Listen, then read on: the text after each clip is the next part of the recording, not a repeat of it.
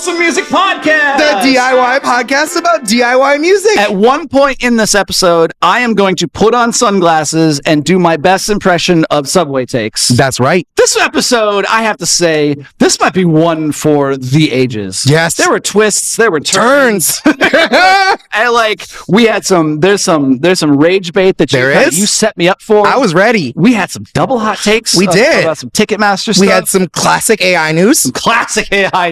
There's some cool, interesting, we've been covering this, we talked about this, we've been covering AI now for a few months. A while. And they're like, in the time we've been doing this, some changes have really come about. They really have. So like, if I know a lot of people start from the beginning have been listening through this again, because I see the stats, but if you want to kind of track the like industry growth, change, like you can listen to the Wholesome Music Podcast and see it, because we've been really highlighting that. A really cool article from the homie Randi Zimmerman on the Symphonic blog. Music Business Worldwide. About marketing, music business worldwide. We took a couple of news about Spotify and AI. A really cool thing, Ed Sheeran's plans for a posthumous album. Yes. Eject. Pretty cool. Some more Spotify news. And then what's like trigger warning, the last bit we did talk about David. The new stuff with David, which does include violence and grooming. Yeah, and it's just a little bit gory. Yeah. So if that's like a red flag for you, maybe skip that section. Yeah. That'll be the last segment that we do. And speaking of the last, we're not going to talk about David a lot much more. Yeah, we're giving you like the updates as of right now, and it seems like this case is kind of cooling down. Yeah. So we'll keep you up to date as more things come out. But obviously, I think we're at a point where this is kind of like cooling off at least for a while, and then as things get more substantive, then we'll have an update for you. My name is Augustus Watkins. I'm a musician. I'm a podcaster, apparently. I do traditional music PR. I have a record label called Give Take. Traditional music PR under Cocaine Opera. I am singer, songwriter, performer, based in Los Angeles. Pronouns are he, they, or she. My name is Cam LJ. You're here with us at Secret Spot DTLA. We are Los Angeles' co-working space for creatives. My pronouns are he, they, or she. Really anything that you want to call me. And I do music, photography, videography, and really what other creative stuff you need from me. Fucking like name it. This one can get resources. I'll do something for you. Yeah. I'm always like plugging like the one thing that I do, but you do. I do way too many things. Yeah, I am the meme of all the hats. Yes, you really are the meme of all the hats. I think that's everything we need to say. Yeah, I think so. Let's have an episode. Let's do it. Let's kick it off.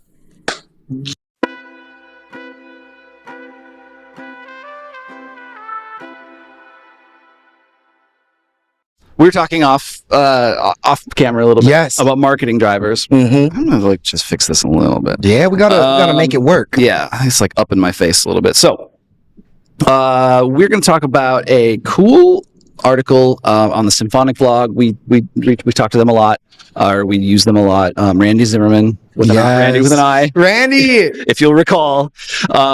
This article is called Symphonic Masterclass Recap, Fueling Your Next Release with Marketing Drivers. So this was I didn't take the whole recap because there was a lot of really cool information on there. So the link to that will be in the episode description. Okay. I definitely encourage people to read the whole thing, and I think you can actually watch the video if that's the kind of thing that you want to do. If you want to consume visually like you're consuming this visually, you know. That's a thing you can do.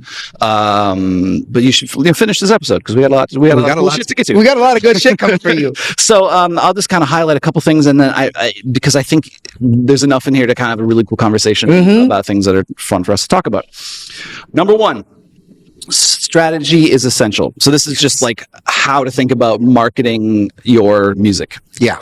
Number one, strategy is essential. Releasing music without a plan is like shouting into the void. God, I can't imagine. We've never talked about that. Or as you once said, planning a wedding without any guests. Yes. Yeah. Like planning a wedding and just doing it the same day. Like, what are you doing? What are you doing? You got to let them know. You know, and it's funny because like I got a buddy who's getting married. We're doing the bachelor's party weekend. Congratulations. And so, I've been a part of, like a part of his wedding thing. There was some prenuptial negotiations. So there's like some legal stuff that you had to do. Hey, this is my money though. Like I know we together, but like this always gonna be my money. There's like some family stuff involved that he had to manage with the prenups.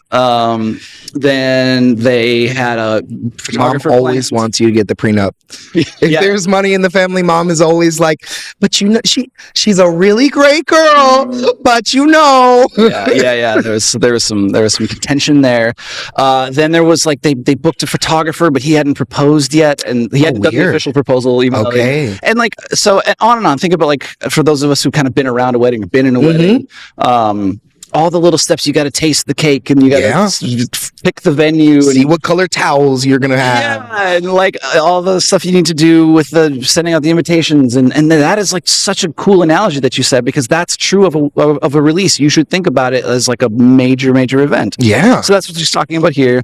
Strategy is essential. Releasing music. It's like Shout Into the Void, treating your release as a series of moments, right? Like the visiting the flower, the venue, sending the invitations out, getting the dress, the whole thing. Think about that like that. Submit your release and marketing drivers, which we're going to talk about, 4 to 5 weeks before your target release date. Okay. You got to do that. Yeah. I mean, I would say do that with every release. Yeah. Like unless you're literally throwing the song away, like unless you're like I don't care. Which why are you releasing it if you don't care? Yeah. But if you care about your release, you should always release it 4 to 5 weeks ahead. Yeah. Like.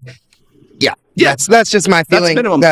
Our distributor wants them. I think it's like 8 weeks. I think they can sneak in. I think they can sneak a single in for 6. But for an album, our distributor at the label, they won't fuck with it unless it's like 8 to 10 weeks out. Bandcamp, you can't submit to Spotify playlists. Unless you're 4 weeks ahead. Right. So like. Why are you, and even if you know, hey, I'm not gonna get editorial playlists, like that's fine, but like why are you cutting yourself out from the opportunity? Bandcamp, for instance, has an editorial that you can pitch to. Last I checked, they were 10 weeks ahead. Right? That's a lot. Yeah. That's a lot. So then that's also really just a sidetrack here. That's also a great exercise for you as an artist, right? To plan something out 10 weeks in advance, because we're so used to like, I don't know, what about next week? How does that look for you? Yeah. Then I'll just post about it on Instagram. That is not a release strategy. No.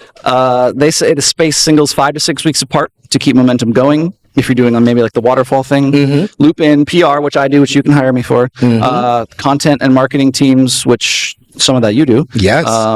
2 to 3 months in advance. Yep. And in an article in a previous one, I kind of said like you can do PR like a lot sooner, but like you should be talking to us 2 months in advance, so we can plan a campaign for you, and then we execute it over time. And also things can change, if you do something like 2 weeks from release, you have no chance for things to like adjust. Essentially, if something goes wrong a week out, or something goes right a week out, you can't double down on it, because your art, it's sorry, I'm so happy this has been working, but we can't double down because it's got to go out tomorrow. You might for like a blog might love your thing and be like, dude, we want to do a premiere. And they might have you might get a chance. Somebody might just love it and be like, dude, we want to do a exclusive premiere. But if you don't have enough time to make, there's not enough runway, then you just lost an opportunity. And that's a bummer.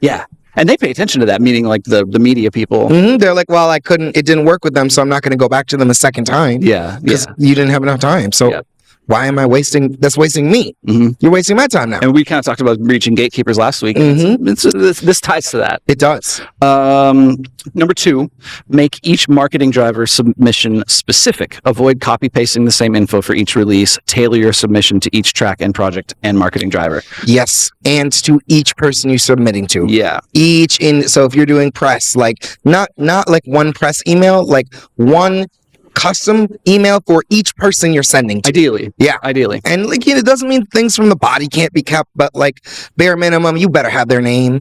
You better have every time you're like, whenever I reach out, generally, I want to make sure I'm using the business's name multiple times. So if I'm reaching out to like Secret Spot DTLA, I'd be like, hi, blank person at Secret Spot DTLA. I'm so excited to have you here. I would love to participate in this ways at Secret Spot DTLA. And I would love to do these things at and making and sure paying attention even more than that. Like if you're pitching to a writer, they might have a column name. They might have the name of a playlist that might be different than the organization that they work with. Like doing that legwork is essential or next thing to essential. And this goes back to like what we were talking about last week really briefly, but like if you can say, hey, I want to play for this specific event, or I want to be placed on this specific playlist, that's removing so much work from that person who's like, well, I don't even know what one you'd fit in. Like, now I gotta listen to it and I gotta check my playlist, see what you might fit into. I don't know you. Yeah. So if you can say, hey, I'm Indie Sunset playlist, I'd love to be on that one, then, oh yeah, let me listen. Okay. Yeah, that fits there. Yeah. Sure. Done. Yeah. We've been on like several bands that we're on other playlists lists, or like bands that we've been on tour with, or bands so you might have a reason. And that's the kind of thing we should back up and say what a marketing driver is. Yes. What is a marketing driver? It's basically any action that you do in support of a promotion. Okay. So a marketing driver is your music video release. A marketing driver is your show release party. The PR campaign that you're doing, that you're hiring. Any press you got. All of what are some kind of creative the influencers you're reaching out to. All of those are the kinds of things that are marketing drivers. Your physical, your manufacturing. Hey, look at this. There's a list. Press and radio, live performances, video content, advertising, physical and merch, social media strategies, live streaming, fan engagement, influencer collabs, and other creative initiatives. If you're a wheat-based campaign, you're spray painting the name of your band on the sidewalk. I want to do that someday. I've never done that. That sounds fun. You were downtown. There's a lot of that. Yeah. Thinking through each of those marketing, what's the word I just said? Marketing driver. And so that and it matters because like what you put on Instagram isn't what you want to even put on TikTok, isn't what you want to print, isn't what you want to put, send to the radio. Like knowing what your audience is and doing some work to tailor for them is going to really help you in getting your message heard. Oh, in every way. And that goes all the way down to which social medias you're posting on, right? So like what you post on, maybe if you're doing, I was just recently doing an engagement post on Reddit. So like we're in Los Angeles, posting r/Los Angeles, reach a ton of people. Yeah. But I'm not going to post what I post in r/Los Angeles, the same thing I'm posting on X. And those are two very different audiences. To be even more specific, you're not going to post what you post on the Los Angeles subreddit that you might post on a indie music subreddit. Exactly. It really matters, those marketing drivers. Yeah, because they're just going to reject you. Be like, your content is you're not supposed to be here. Yeah. This is a stupid advertisement. I'm out. Yeah. And then number 3 was include all relevant marketing activities. And then we just named those. So just to recap, have a strategy, basically have a specific strategy for each of the marketing drivers that you're participating in. And then, do all of them. And engage with it. Yeah. This is something I really want to jump into a little bit because this is something I've been doing this week. I'm working with an artist who just released a song and he had taken a break for a little while and is coming back, and we went and did like a Groover Submit Hub, a pretty big campaign where we also reached out to a bunch of influencers, and I would say about 30% of the people we reached out to approved, which is awesome for us. And this is an artist with under 1,000 followers. Yeah. So we're really looking for any kind of engagement that's going to push us over like that 1,000 listens. If you ask what's the goal for an artist at this scale, to me, is to get you to be eligible for monetization. Yeah. Whether that's getting you like your first 800 subscribers on YouTube, whether that's getting you 1,000 listeners on Spotify, whatever it is, whatever benchmark we need to make. Really, when I'm doing these kind of campaigns, it's just to get those initial eyes. And when we're talking about marketing drivers, even if you, like we had an influencer with over 100K share, and that brought us like 3,000 listens, but they're all on one platform. They're all on Instagram. So we want to then drive them from Instagram to Spotify or to, maybe to Bandcamp so that you can actually make some money. Yeah. Maybe to their mailing list. Exactly. Yeah. And these moments that we're getting, they don't just live like these marketing drivers don't just live in that one moment of when they share. I'm having them take that content, save it, and then reshare it. Yes. Save it. Great. Post it again. Yeah. Repurpose someone else. Hey, look, other people are using my content. This is awesome. You should do it too. And now you can see it. Now there's social proof that this is happening. If I were to do a traditional PR campaign for them, I would take that stuff and then we would turn that into the kind of a pitch for press and radio and blogs. Yes. Like that's the way that you can stack your marketing drivers. Yes. So that's kind of what we're talking about. And what I wanted to kind of do is there's 4 things they said to include in the for each pitch. Okay. 1, the story behind the release. And I want to set this up because I think for next week, assuming the comment doesn't hit and there is a next week, I want to do the rapture. yeah. We'll do a segment on kind of like on how to talk about these in detail because I think a lot of artists don't understand this. And like truly, as a person who does PR and like as a person who does marketing, music marketing, we're just going to give away the game. Yeah, like, I'm just going to fucking give away the game. Yes. So join us next week. The story behind the release, key collaborators, featured artists, notable producers, story time. We had an artist who had one of the biggest producers in the UK work on her album. Single, and so on our label, she sent it the song, and she didn't tell us who produced the song, and it was killer. So we put this whole pitch together, we put this whole campaign together, like clearly people were responding because it was really fucking good. Good song. And then like a month later, after we had done all of the stuff that we had done, we were like on a phone call with her or something, and she was like, "Oh yeah, by the way, this was produced by XYZ so and so producer," and we were like, "Why didn't you tell me this before?" I watched my partner go through like all 5 stages of grief in like just like from like sadness to anger to bargaining to just wow, that was cool that you got him to do that. That's awesome. Why couldn't you have told us this 6 weeks ago? 6 days ago, yeah.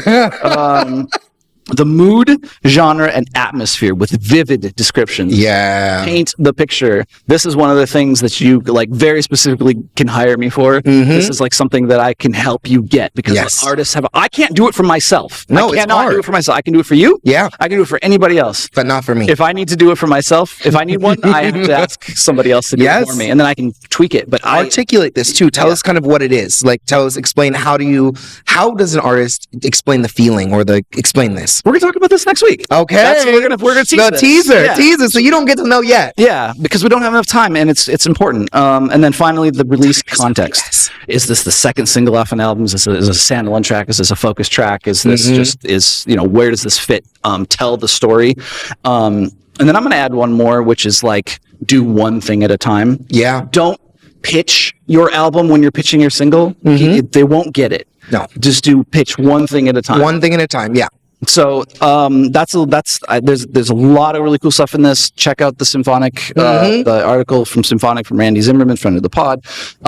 We'll get that's in the description. Stick around for next week because we're going to drill into the marketing drivers and not the marketing drivers, but the way to pitch to marketing drivers. These 4 things that we just talked about. And we're going to come back and we couldn't do it. Couldn't get through a week. We've got AI. We got AI news. We're going to come right back around and talk about that. Well, let's do that. All right. This is like savvy DIY shit. Yes, it is. So one of the things that we do is like we were just talking about. We can hear through the recording studio ourselves just a little bit, just enough so we know it's still going. Yeah, because there's been times where it's cut out. Where it stops and we're like, I didn't know because we don't have the cans. We're not like a lot of people will record with the headphones, so they're podcasting with the cans. But like this setup, we're doing it live. We're out here, and we don't have a producer. This is the DIY. This is the DIY podcast about DIY music, and we are doing it ourselves. There are 2 people in this room. They are in front of the camera. So that was the other thing. You were like, I'm going to get a mirror because neither of our cameras can flip to monitor. So we're going to get mirrors so we can see the cameras. See if something turns off, something cuts. That way, you're not dealing with like, oh my God, why did they switch the angle randomly? Because occasionally it happens. Occasionally there's we have battery problems or storage runs out. And we gotta make it work. so the rapture happens and takes our data. But we'll still be here after the rapture. So if you're left, no chance. I'm going up in that shit. we'll still be here. I don't know about you might be gone, but we'll still be here. Our listenership is going to cut in half when you all get of you raptured. angels ascending. What do you have for me? God, fucking Spotify and fucking AI. Oh, I love Spotify and I love AI. I'm already exacerbated by it. God, this is the world. Okay, whatever.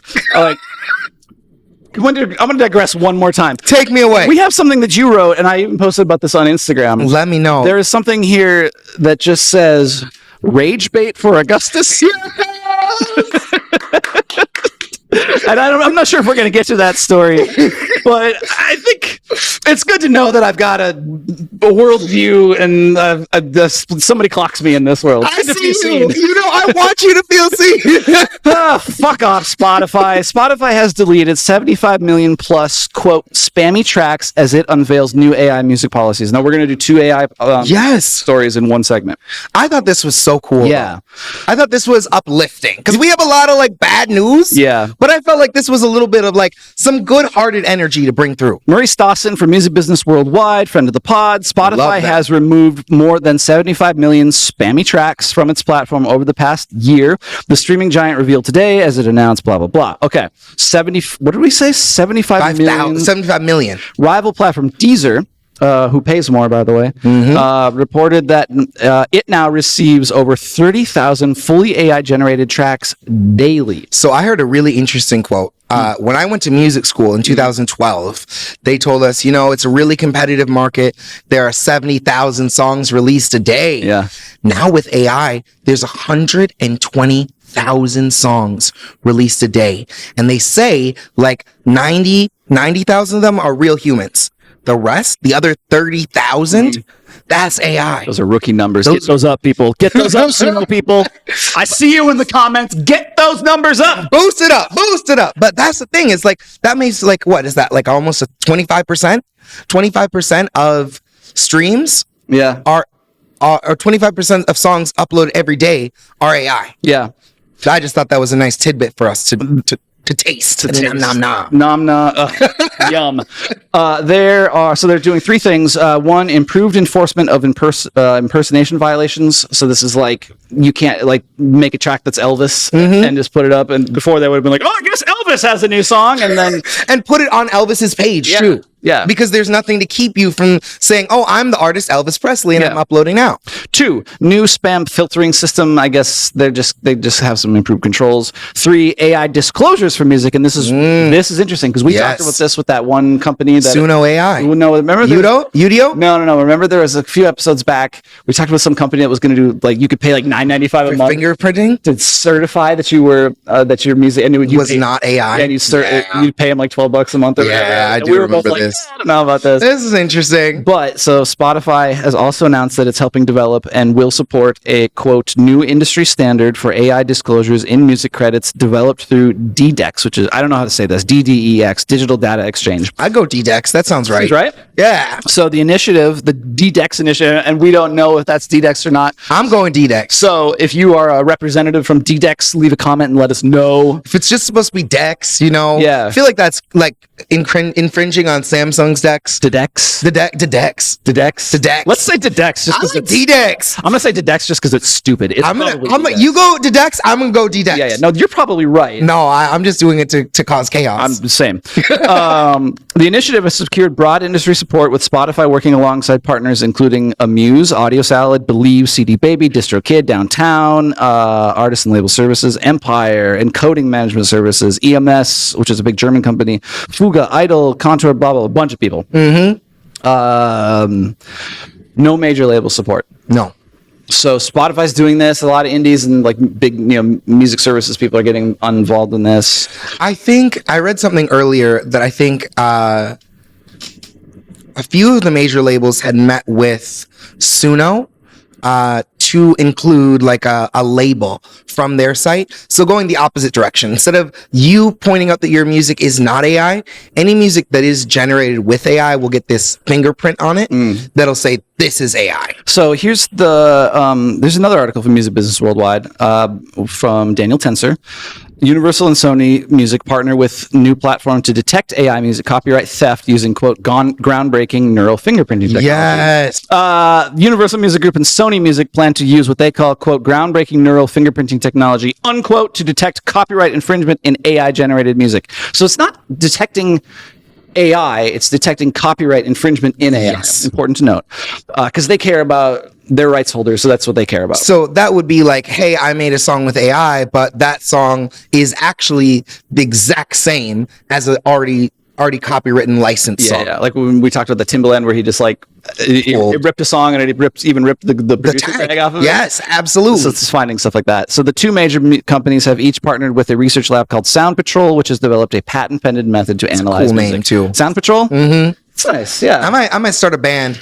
It's Eject. It's true. But it's Sound Patrol. It originated at Stanford, a forensic AI model for audio-video fingerprinting, which it claims represents a step change from existing detection methods. I'm not quite sure what a step change means. The partnership arrives as rights holders face mounting challenges from AI music generators that allegedly use copyrighted material without permission. The RIAA has cases going against AI startups Udo and Suno, also ridiculous words. The majors also filed an amended complaint against the latter company a few days ago. Yeah, blah, blah, blah. So these are the two. Mm-hmm. So Spotify's got their thing going on. Yep. The Dex. Trying to get rid of the existing AI slop on their platform. Yep. And then the majors, well, Universal and Sony, we're missing Warner. Yep. But Universal and Sony are partnering with somebody called Sound Patrol. Mm-hmm. And I think it just sounds like Snow Patrol. Yeah. That's why I think about it as a band name. It's got a nice ring to it. Yeah. Sound Patrol. D-Dex, Sound Patrol. Sound off in the comments. If it's in the big fight, D-Dex versus Sound Patrol, who are you picking? I'm going Sound Patrol. I could see that for you. But me as Sound Patrol, we got a vibe. I'm Team D-Dex. Double D-Dex. D-Dex gonna fuck you up. Sound Patrol coming through.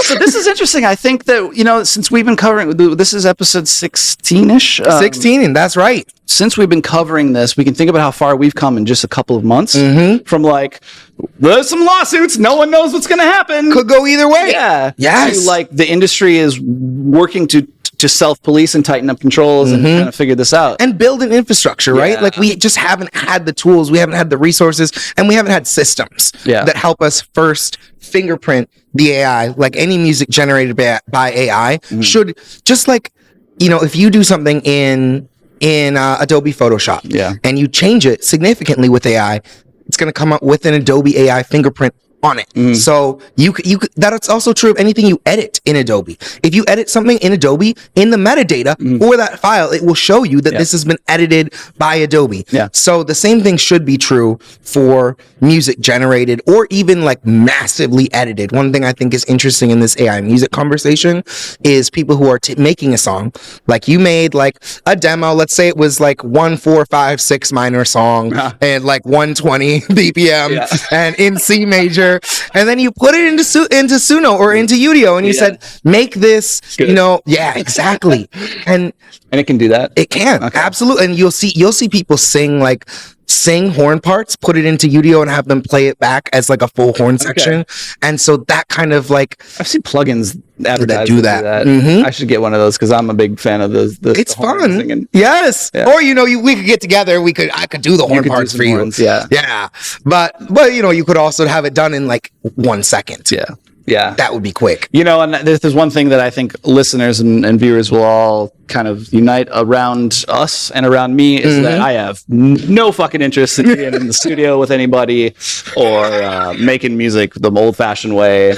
I honestly never want to hear an instrument being played ever again. Really? Yeah. Oh, this is a hard left turn for you.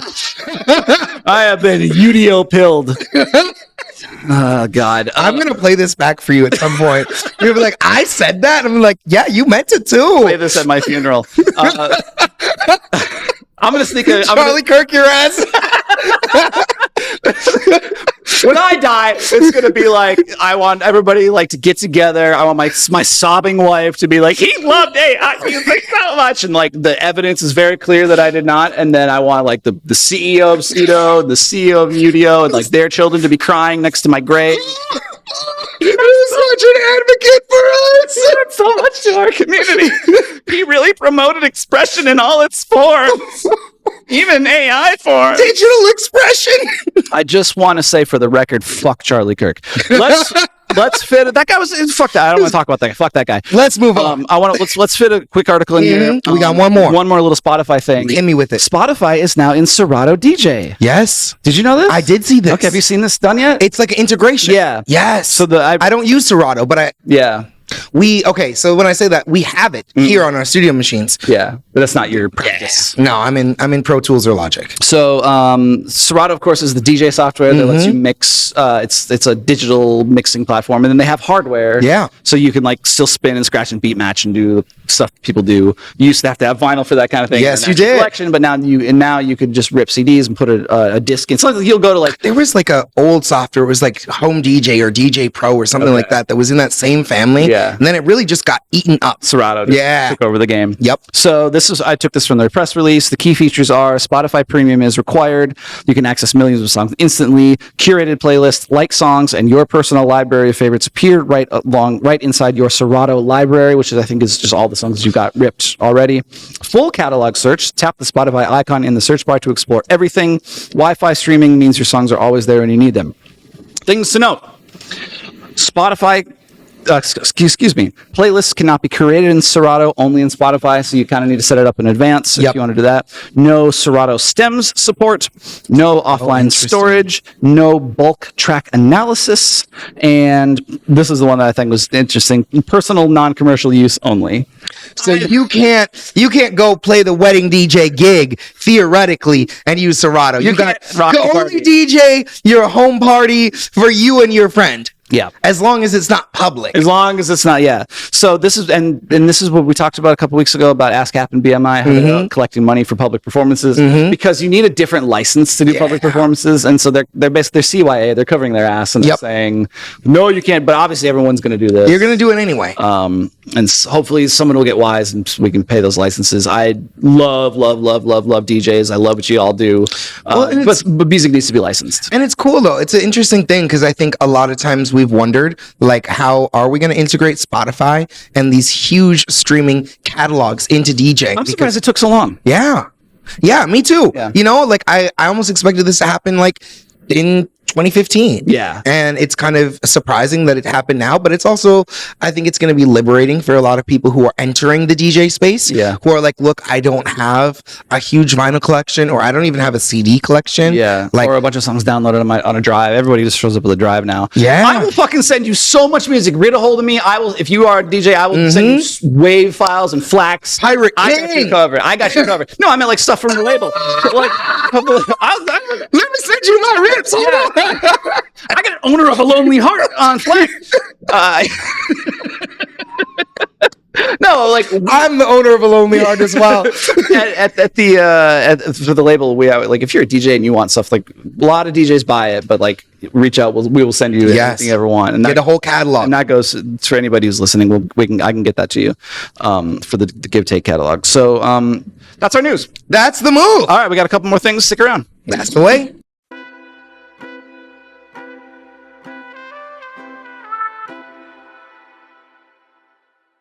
Ed Sheeran. Yes. Ed Sheeran's gonna die at some point. You shut your filthy mouth. I didn't say it first. Shut the fuck up. We love Ed. Ed Sheeran is gonna die? Yeah. At some point. Not this. Maybe he gets raptured. Are you saying that we're all gonna die? I mean, eventually. Huh.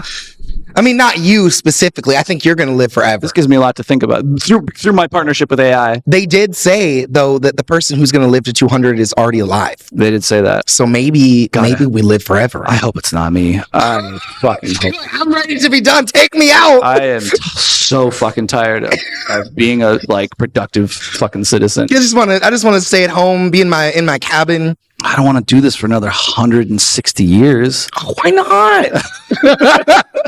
We could talk about AI the whole time. That's all. We're just going to be advertising to each other. All the jobs are going to be gone. We'll just be like, AI will be advertising. Our AI will be reading advertisements that are generated by AI. That'll be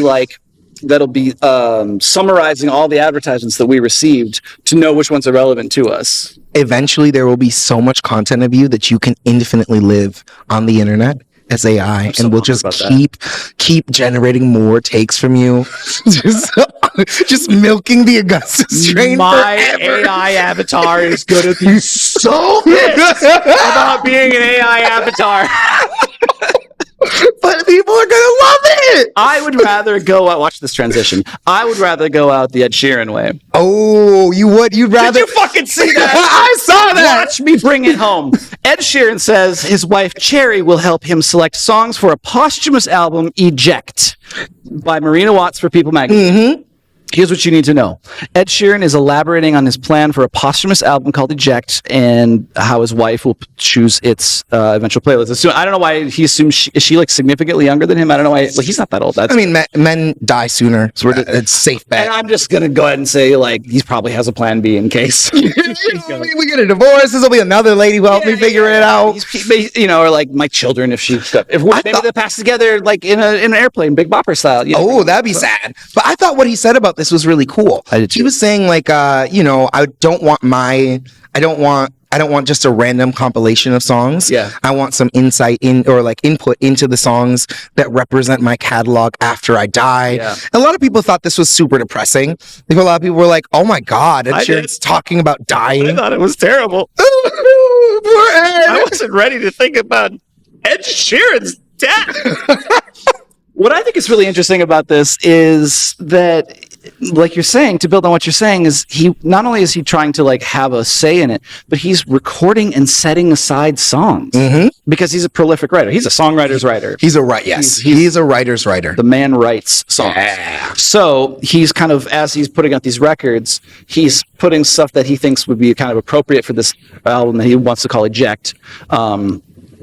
And then his wife is gonna pick the best of those. And the best of the best. Assuming albums are still a thing, it's I feel like they will. Collections of songs will still exist in one form or another. Yeah. Yeah. And so this is cool. When I was this is a quote. When I was 18, I had an idea for 10 albums. Plus, multiply, divide, subtract, equals, then play, pause, fast forward, rewind, and stop. So I don't know why he chose Eject, not Stop. Well, I think Stop would happen before Eject, right? Because you think about a CD player, right? You've got pause, play, rewind, eject, to eject the CD, and stop. So that's his soul ejecting from this mortal plane. That's what I took it as, nice. Ejecting myself off. That is less grim than Stop. Yeah, Stop is stop, Ed, you suck, you're so bad. Stop making music, bro. It's over. That's Ed's last album. It's just gonna be I'm done. It's just all the old songs, but through AI. Yeah.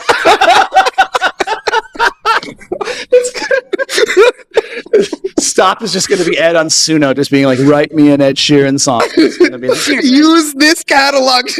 And he's going to listen to it and be this is pretty good. And he's just and then his wife's going to be nope, this one's set aside for Eject. I wanted to do 10. I'm a bit obsessed, as a continuing his quote. I'm a bit obsessed with Tarantino, and I heard he was doing 10 films, and he's got his side projects like Grindhouse. And he says he'll also do a side project from time to time. Really cool. I thought this was cool, especially with the posthumous albums kind of having a moment now in the last few years. We had a number of posthumous records. Bowie had a handful of posthumous releases. Mac Miller. Oh, right. Mac Miller. Mac Miller's come out with like some huge posthumous music. Yeah. I actually was in a Prince. Prince, obviously. Prince was another one who knew full well who had intentionally set aside music. He had kind of just said, like, this will be somebody's problem someday. Yeah. I'm not putting it out. I know you all will. So here it is. And some of that shit's going to be good. And I think it makes sense for some of these more prolific writers, for people who have a huge body of work, to have like, hey, here's where my content is going to be. What's going to happen after I'm done producing? Because presumably Ed Sheeran is writing and collaborating, writing for other artists, collaborating with all other the time. artists. Yes. Stuff that like isn't an Ed Sheeran track he's not singing on, but we could pull up and see his credits. Yeah, his just crazy catalog. Yeah, he's an effective songwriter. Very much so. Justin, I'll kind of just I'll fill some. Yes. Justin Bieber has made history as the highest paid performer in Coachella. So I guess this is kind of one of those things where like prices go up, money goes up, and I imagine this will be one of those things where next year somebody else will be the winner of this. So but for now it's Justin Bieber is the highest paid artist in Coachella. Oh, and what's cool about this too is he's helping put together the lineup. Oh, okay. So part of the reason this is such an interesting one is he actually sold out faster than anybody else and is a part of picking the headliners. Oh, I didn't know that. So this is kind of a crazy moment for Bieber, especially after his whole like Bieber crash out. I don't know if you followed that, but this whole summer he's been, he had that kind of iconic moment where he was like, it's not clocking to you. Did you see this? No. Oh, you'll have to see this. There's this great clip of him where he's like yelling at the paparazzi this summer and he's like, it's not clocking to you. It's not clocking to you. I'm standing on business. Like, maybe I'll insert the clip. Because it's pretty iconic. He's just standing in this parking lot. Stand on business, peeps. We love it. Continue. Are you still finding I am. Ed Sheeran? Yeah, so Ed Sheeran's done so many songs. Like think Tori Kelly, I Was Made for Loving You. Think like there's just a huge volume. Yeah. Little things like Love Yourself by Justin Bieber, One Direction, Little Things, Taylor Swift, BTS, The Weeknd. So like, you can just kind of go down the line here and see like Dark Times by The Weeknd, Forget About Us by Perry Edwards, Strip That Down by Liam Payne, Make It Right BTS. Like this list goes on. So in the midst of that, he's also setting aside songs for himself. This may be a lesson for those of us who are thinking of ourselves as songwriters. Something in there is like just write songs, and like you can write for a lot of different perspectives in a lot of different ways, and you can pitch songs. Like you don't have to sing yourself every single song. No, you do not. You don't have to sing every song, and songwriting is a muscle. Yeah. Just like everything else. Yeah. Songwriting is a muscle. If you create a daily practice for songwriting, you don't have to finish a song every day. True. But you have to start. True. Start something. It doesn't have to be great. Or work on a song.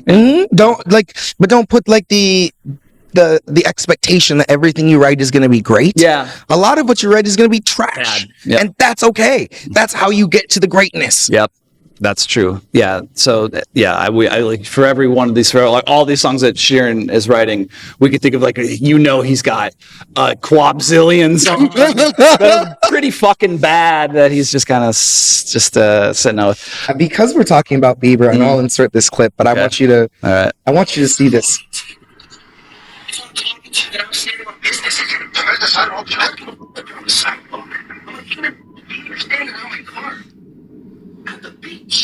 At the beach. You're gonna take this video out of context. You're gonna say I'm mad. I don't know who's paying you to provoke me, but I'm not the one. Okay? Stop provoking me. I'm a real dad, a real husband, a real man. Poor guy, that sucks. It's so rough. Yeah. But it had been a number of these. This goes on for a while, but I feel bad for him. You do feel bad, but it's also kind of iconic because this became a meme. Yeah. Where he was like, it's not clocking to you. Like there's just whole memes of him just being like, I'm standing on business. No, I missed that whole thing. Here's a direct-to-fan platform called Even. Yes. Even partners with 2 Loss to bring direct-to-fan sales to 400,000 artists and labels. We haven't talked about Even. They're a direct-to-fan platform that's up and coming. They've struck a deal with a digital distributor called 2 Loss that will give the company's 400,000 artists and labels immediate access to D2C direct-to-consumer storefronts and daily payouts. So Even is another one of these kind of companies that's coming up. They're trying to do the direct-to-fan thing. There's a lot of these out there. I hope that somebody cracks it and gets big enough to do it. You know, I think we were kind of talking about this beforehand, is like there are so many services that are trying to enter this space, and really the only person that's holding it down is Bandcamp. Yeah. It's Bandcamp. Yeah. just like I am just doing the singing the hits today. You are. Well, there's Patreon, but Patreon isn't specific to music. Yeah. Patreon is for anybody. Yeah. Patreon is for any. So like thinking of direct to fan music only, like there have been a lot of attempts to get into this space. Yeah. Maybe back in the back in the day, maybe MySpace, maybe. MySpace wasn't music specific, and you weren't selling tracks. No, it's been Bandcamp. It's sharing. And there's a couple people including Patreon. Well, Jack Conte, so it has the music tie. That's someone I would love to get his take. Jack Conte. Yeah, that's just such an interesting, coming from being an actual musician, playing sessions all the time, to building an enormous musical empire. But that's what we did a profile on the guy who Kickstarter was also a musician. Kickstarter. Yeah. Really? Yeah. We did a whole episode. We did a whole segment about the guy and his because he was the guy that's doing the new. This is why we should prepare more. Yes. But he was the guy that's doing that new kind of corporation. Remember that? Oh yeah. I think that was Jack Conte though. Oh, okay. I think we were talking about Jack. Okay. Companies cited. I might still be wrong, so we can, I could still be wrong. A DIY artist with 200,000 followers, with just 2,000 followers that earn $700 from 23 superfans. So, this is the kind of world that we're trying to create here, where artists can get paid, because we obviously know that you're not going to there's no money in Spotify and Instagram. You're correct. I'm sorry, just a quick correction. Okay. Kickstarter's founder, Perry Chen, is a musician and artist who founded so both Kickstarter and Patreon are both music founded. It's really interesting. Crazy that this kind of seems to keep happening, where musicians are like, we need to build an infrastructure, and then they do, and then the musician economy isn't enough to keep it going, except for fucking Bandcamp, which is the 800-pound gorilla in the room of direct to fan sales. It really is, and I want for there to be more. I want Bandcamp to have a competitor so bad. Yeah, they're so, and it's not a hit to Bandcamp. Bandcamp is doing it. Yeah, but it would be great. It would be healthy for us, for our market. Well, honestly, it'd be healthy for Bandcamp. They do a lot of things so half-assed, and a lot of it is old. I shouldn't. Yeah, a lot of it is it could be refreshed. Yeah, more than anything, I feel like the hang up with Bandcamp is that it needs to be refreshed from a UI standpoint. Oh God, yeah. So this is this part of the industry keeps developing. I hope somebody cracks it and gets. Even SoundCloud has tried to do some monetization. Yeah. So I hope somebody cracks it. Someone's got to get in there. Yeah, and even just to healthily push Bandcamp along. Just a little nudge.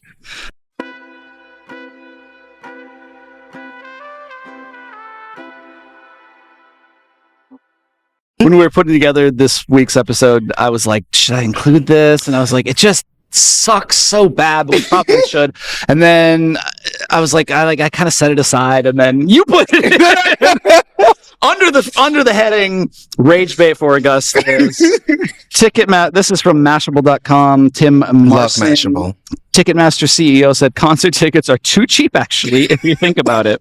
With the subheading, "So out of touch, he's in space." You can't get more accurate than that. In perhaps the most out of touch statement since Lucille Bluth priced bananas, Live Nation CEO Michael Rapino, the boss of the company that runs Ticketmaster, said that actually concert tickets are too cheap. And hot take. It's a hot take. And so, here's the quote. This is a quote from this fucking guy. And he imagine what a fucking CEO looks like. This is what he looks like. Yeah. In sports, I joke it's like a badge of honor to spend 70 grand for a Knicks courtside seat. They beat me up if we charge $800 for Beyonce. So, and then he continues to quote. You want to react to that? You want to react to that? Just getting the cringe already. Yeah, music has been underappreciated. He argues that concerts, especially those from the biggest stars, are now more complex productions that should come with higher price tags. We have a lot of runway left. So, I have some thoughts on this. Tell me your thoughts. I have because I think music it's so cheap and accessible for people to go to shows, and like honestly, like there's really not even a problem with bots, and like honestly, like we should just like charge more because like it's value. You're always talking about music is valuable. Music is valuable, so you got to charge. Okay, so that's like when I read this, I was like, okay, this sucks, but like. I have two hot takes. Okay. My fucking first hot take is like, I don't necessarily agree with him, but I see where he's coming from. Okay, give it to me. Let me lay it on. This guy, this guy's job is to sell tickets. Yeah. And to make money selling tickets. And so he's looking at it and he's going, well, why is it that a Knicks game is $70K and Beyonce is $800? And like, okay. Good question. Fair question. And it does cost a lot. And it's interesting because like there's a lot of money in sports.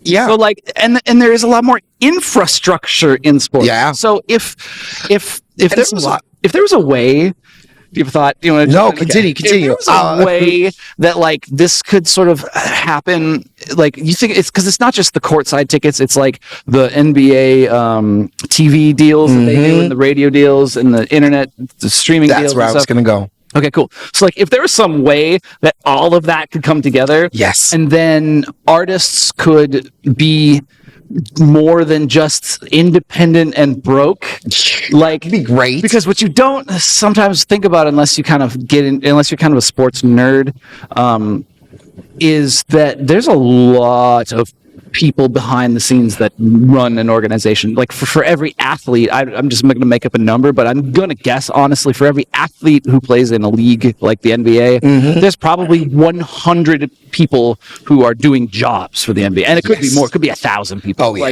Oh yeah. There is so much money, and so if there was some way that there could be some more, there would be some more, and that could like come and help artists of a small size build that infrastructure. Yeah. And like maybe get some union contracts. Yes. Like it gets me thinking a little bit.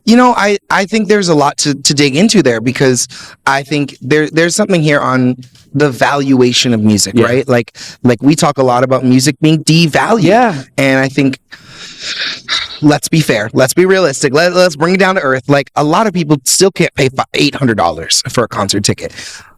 A lot of people can't pay $70,000 for courtside seats. Yeah. But there is a small percentage of people who will. And I think understanding, like, at least from a business owner standpoint, understanding there's probably a market of people who do want to pay $80K to go see Taylor. Yep. Who are like, oh, $80,000 and I get to meet her afterwards and she's going to be at my birthday party? Yeah. Sure, yeah, $80K. Dude, it's like you don't get to meet like Jokic for $80K. You just get to sit close to him as he plays. We've done this thing with music where it's the access. And the only access you get when you pay for courtside seats is that you're just closer to the game. You're closer to the action. But you might catch a ball. Yeah. You might, might have some kind of fun interaction that way, but you might get like LeBron sweat on you or something. The thing that rubs me the wrong way about this is that Ticketmaster is taking the money on both sales that go, like if you go to Ticketmaster, buy the ticket, they're getting that money, but they're also getting the money on every single scalper who rebuys that ticket and does sell it for $70K. Yeah. So for all of those tickets that they're like, Beyonce's ticket was only $800. We're really not making enough money. Like, okay, fine. But then tell me about every scalper who bought those tickets in the first 30 seconds that they were live on your site and then resold them for 5 times the price. So if it was $800 to begin with, they're selling it for $3,200. That's so, and you're still, you CEO, you're still taking the money. You're still making the money. And you know who's not getting any of it? Taylor or anybody. Oh, poor Taylor. But I do see a point.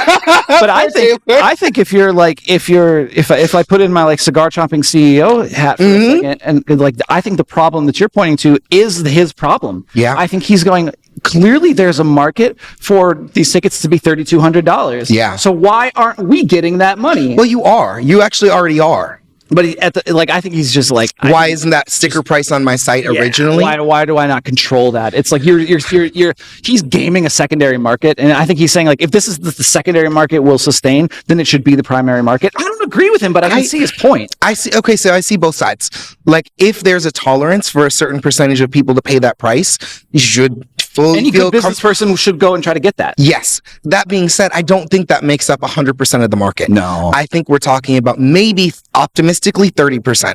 Oh, so optimistically 30% of the market. 1 to 10%. Yeah, like it's we're not talking about the 1%. Yeah, right? exactly. Like and this is the people who are like, oh, it's the badge of honor to pay $70K. Like I would be like shamed for life in my circle. Yes. Why did you you could have built an entire second studio, bro. Yeah. And it would be gas. Yeah. It would be the best one. You could pay off your aging father's mortgage, you know? Yes, you could go back to school, pay off your loans. Like, come on now. There's a lot of things you can do with that money. And I think for most, at least US citizens, most Americans, I think that like higher tier ticket isn't going to be a good fit for them. I don't. There's still going to be like you said, 1 to 10, or maybe even optimistically 20% of people who are eligible for that. And maybe it's worth it for you to have like we said, a special tier, you know, and it doesn't have to be a meet and greet. Like there's like as an artist, I'm like, the only way that I can make more money is if I like sell myself more. And like, so that, you know, like sell more access to yourself. There could be a way to do this.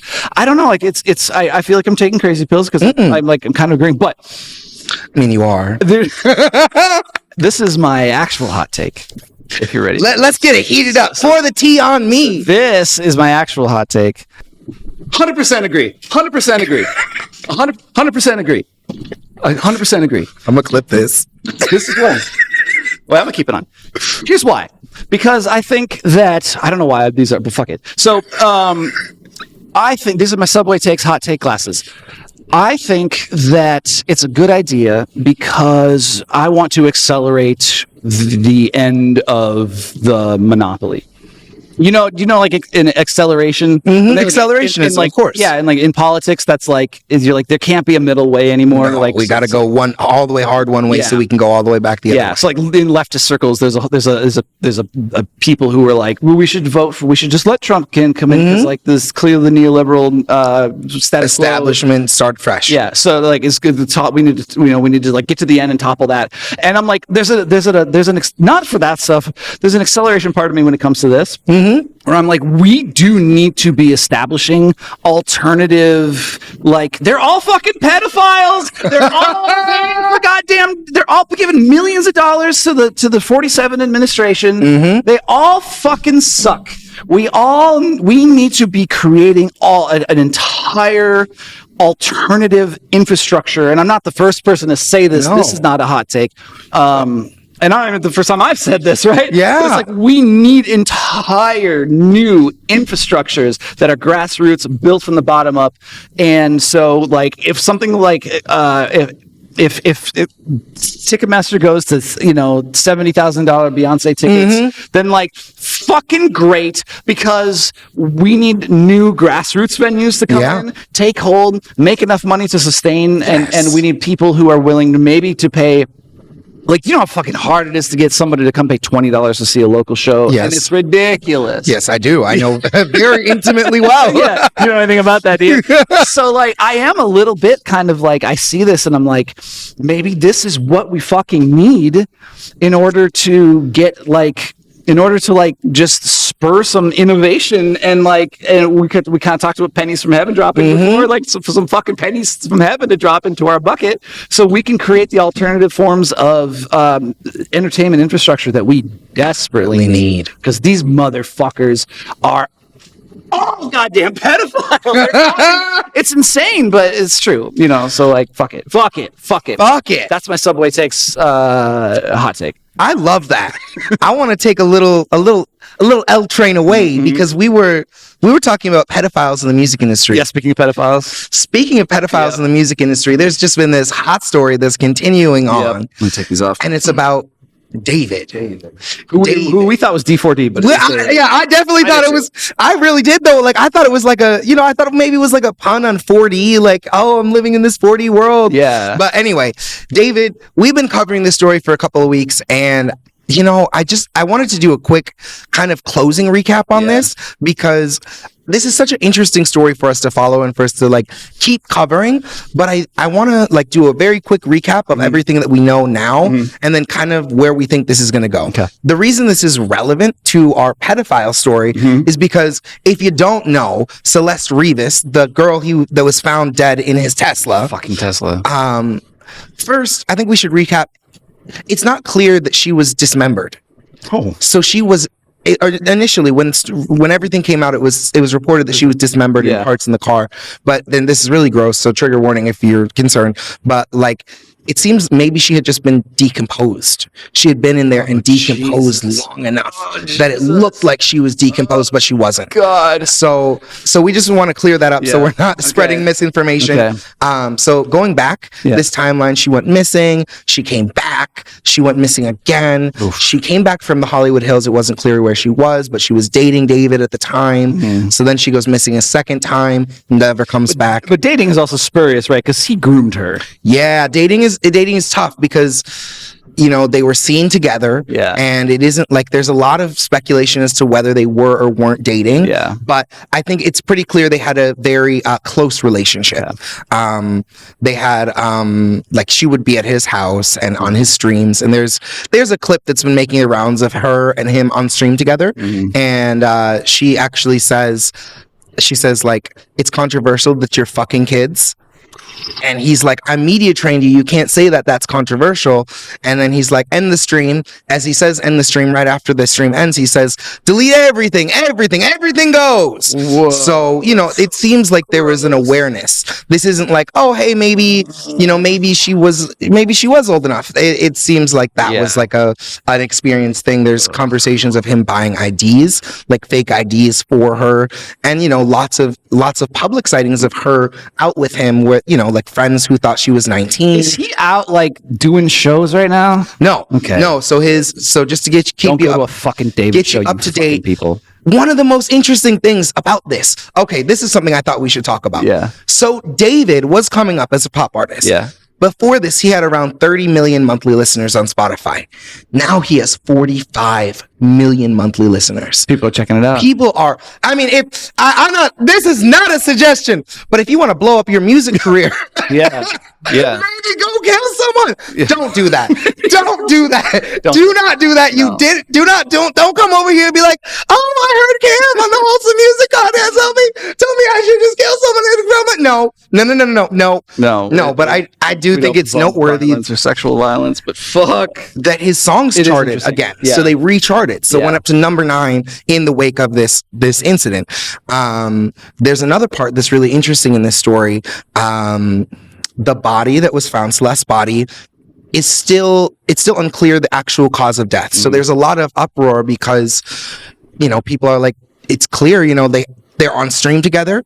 They're on stream once he's 18, he's 20 now. He's 20. She would have turned 15 right after she was found. So there is a pretty clear age gap, and they're on stream together. So you would think that this would be an open shut case, but because they can't pin a specific cause of death, this is just being drawn out. And so the body was this week. We're recording this September 29th. And as of this week, the body was re-released back to the family. Okay. So that means they're done. They're done doing all of the investigations. Obviously, they'll have to wait 80 to 100 days for that to get the toxicology report. Okay. Why that's important is because we still can't definitively prove from an LAPD standpoint that this wasn't an overdose. Right. This wasn't an accidental death or a natural causes death. Sure. There's this speculation that maybe she was there partying with friends while he was, because she could have been alive up until August. Right. So like she's been seen in the world. So it's possible that, you know, maybe she was partying. He's on tour. Someone comes through, gives her something Shit happens. something to do. And now you have this kid dead in your mansion. Mm-hmm. And what are you going to do? There's speculation. Maybe a friend put her into the car. You know, he's away, but you know, we're not going to know. Yeah. What's so crazy about this story is we just don't know. We can't know, and we won't know for another 80 to 100 days. So we'll probably follow up on this, but we probably won't do this every week. We probably won't cover this every week, at least until there's something like substantive for us to get into. Yeah. But I wanted to do one more quick thing on this story, which is talking about kind of the building, like how has this kind of happened? How does this happen to somebody, and how do we move on from this one? How do we protect from having this happen in the future? It seems like they connected on social media. So he was a Fortnite gamer before he was a musician. Okay. So he was in these game streams, in these chats, and that's where they connected. There's like a whole backlog. Okay. And she was potentially as young as 10 years old when they started chatting. And there's a lot of communication around hey, maybe, you know, other people had been in the chats with them together, and it wasn't reported. So he blew up as a Fortnite streamer. He wasn't popular as a musician first. Okay. He was popular as a streamer, and he would put his music into his Fortnite streams. Okay. That's how he started to pop off. Okay. And so when he was Fortnite streaming, he connected with Celeste. Okay. And that's where this relationship really goes back to. So I think continuing our conversation, I think it just goes into some of the things that are maybe sketchy in this industry. Yeah, and for sure. It just gives us another story like Diddy, pissing on kids. Isn't that Diddy? No, that's the other guy. R. Kelly. Yeah. Diddy, R. Kelly. We've got all these stories. We tolerate a lot of behavior once they get a little bit famous. Yeah. And I think there just needs to be more checks, even if that's individual, socially. If you see someone doing something that you see as inappropriate, here, we run a safe space. So if something ever happens to you at this space or in a space that we're curating, we want you to feel comfortable coming to us and saying, hey, this thing happened to me. This made me feel uncomfortable. This made me feel unsafe. Yep. And I think wherever you take are, action on that. Yes. Wherever you are, whether it's something as crazy and as wild as the David situation or something a lot smaller, having spaces where you can feel comfortable bringing up what it is and where that will be respected. I'll build on that, and I'll kind of speak directly to the men, because I don't think the women needs to hear this, because I think they're very aware of the danger. Men, you have a responsibility to talk to each other about this stuff.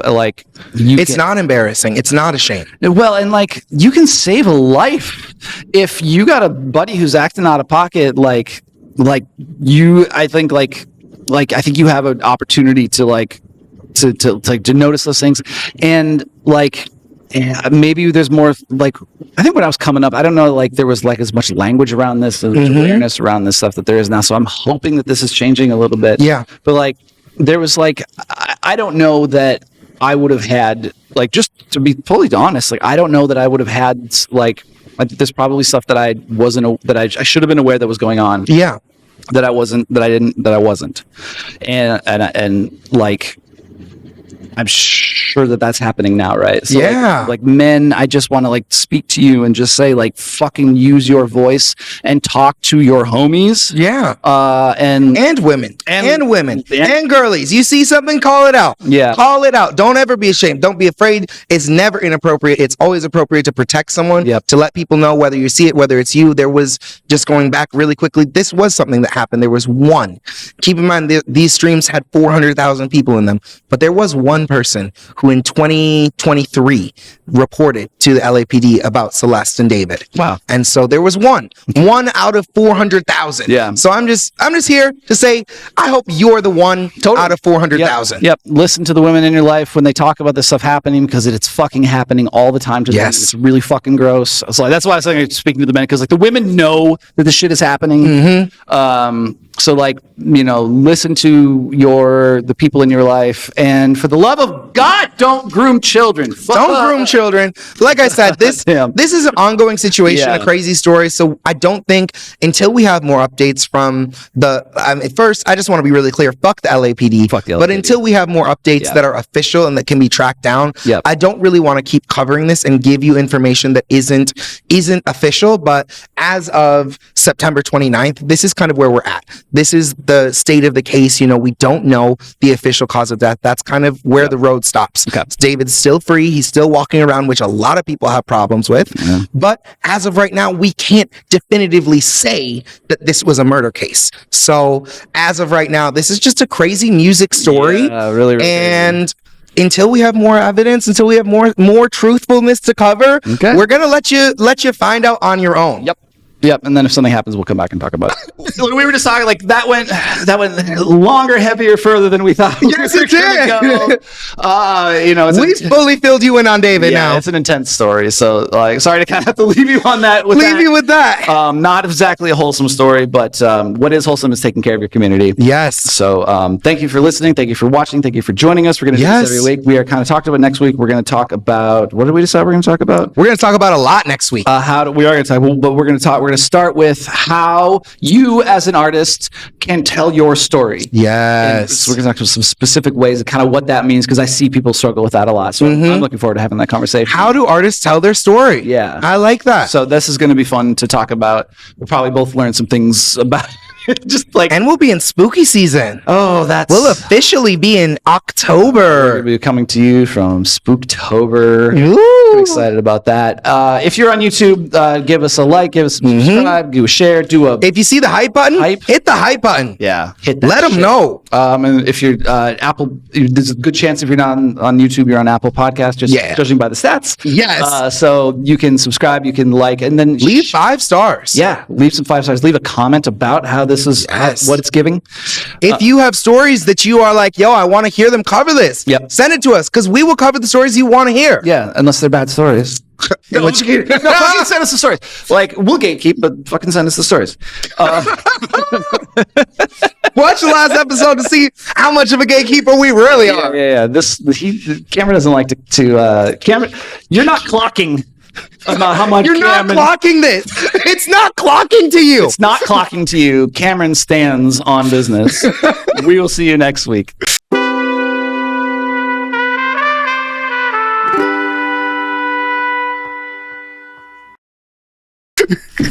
I had to tell you something really quickly. All right. So Jay was telling me about this. Because do you know the origin? Oh, we can just keep going. Yeah. Do you know the origin of the standing on business story? Not really. Okay, standing on business. Standing on business actually comes from T.I.